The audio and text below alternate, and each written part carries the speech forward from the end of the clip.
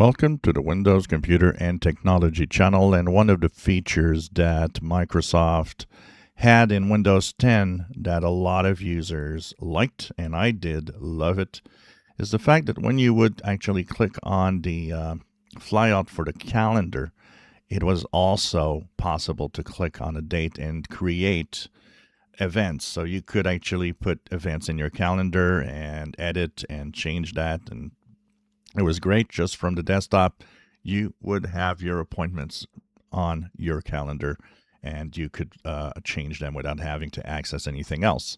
Now, in Windows 11, what happened is that disappeared. We had a calendar with just a calendar. Microsoft late last year had mentioned that they would bring back the ability of the calendar to, of course, take notes and events like an agenda. And so this, of course, was supposed to arrive in December of 2025. And no one, of course, have seen anything.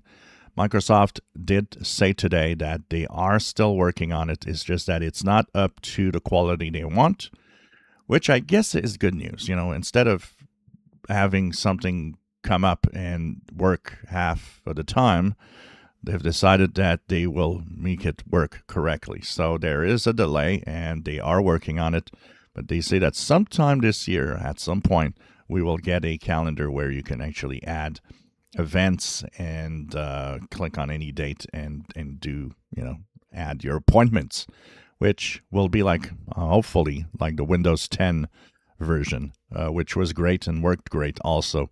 You even had alarms and all of that. So hopefully it's coming this year at some point, not too late.